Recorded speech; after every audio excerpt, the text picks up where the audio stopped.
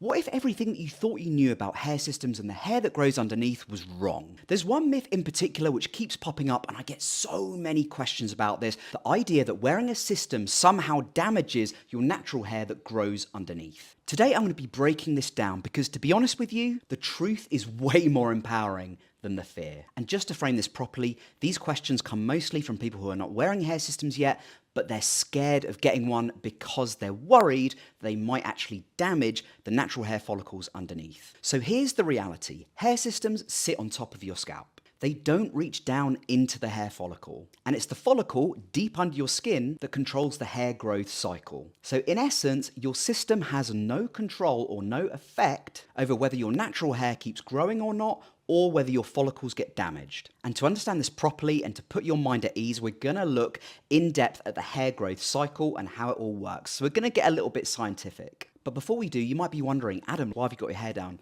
Guys, it's coming into autumn in the UK, and literally my hairstyle matches my mood. I love summer, autumn's okay, but in the UK, it rains a heck of a lot during this season. In fact, funnily enough, it's raining right now. Anyway, back to the hair growth cycle. So first you've got the anagen phase. This is the growth phase, where the follicle is actually producing new hair. Next you've got the catagen phase, which is a short transitional phase, and then you have the telogen phase, a resting stage before old hair sheds and new hair grows through. Hair systems don't interrupt any of that. Why? Because they're attached externally, typically with adhesives or tapes which are designed to allow the scalp to breathe. These adhesives don't penetrate into follicles, they just sit on top of your head. They're designed to have more ventilation just to allow that scalp to breathe more. Think about it like a contact lens on your eye. It pretty much operates in the same way, but obviously your eye needs way more regular oxygen than the skin on the top of your head. Now, I've seen hundreds of guys, including myself, who have worn systems for years and there's been zero effect on the hair that's growing underneath. My hair now that grows underneath the system is still as healthy as it was 7 years ago. I haven't noticed any degradation or loss of quality. Yes, it's slightly thinner, but that's because I experience male pattern baldness. That's just going to happen. But certainly the glues or the tapes don't damage the follicles. They don't effectively stop your natural hair from growing. Your hair will still push through. And trichologists, so scalp and hair specialists, will tell you exactly the same thing. Hair systems or modern day toupees don't stop hair growth. In a funny kind of way, I wish they would, because it would mean maintenance less often. But the things that genuinely impact the growth of your natural hair underneath are genetics, stress, and poor hygiene. Those can have a genuine impact upon hair growth, and that's pretty much well backed up in the scientific research. But hair system itself stopping the growth or stunting it or degrading it, no.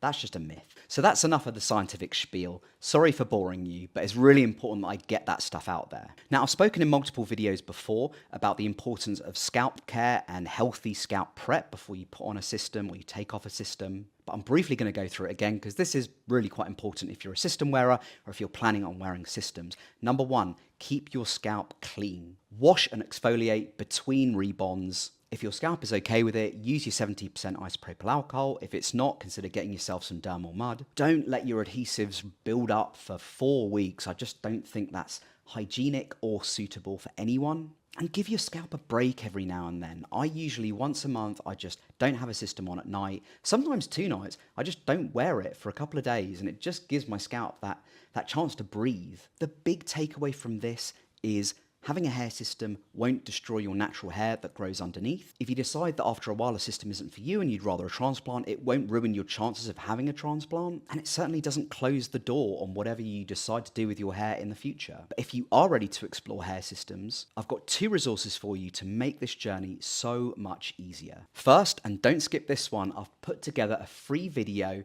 called 5 Mistakes Hair System Beginners Make and how to avoid them, because it will save you wasting time, money, and confidence on rookie errors that I made at the beginning of my journey. Honestly, every beginner should watch this video before getting your first system. And you can download that by clicking on the icon that's popping up on the top right of the screen right now. And if you're already past the research stage and you want a system for yourself, or your current one's looking a bit ragged and you want a new one, I have you covered too. LaVivid is one of the top hair system brands in the industry, and I've got a unique 15% discount code just for you guys. Please make sure if you are going to order with them, you use the link in the description box below. It helps support the channel and it helps keep the channel going so I can keep making free content for you guys. I hope for anyone worried about this exact situation which we've been discussing in this video, I hope this has felt a bit relieving and liberating for you. And heck, maybe it's helped you decide to get your first system. I will speak to you in the next one.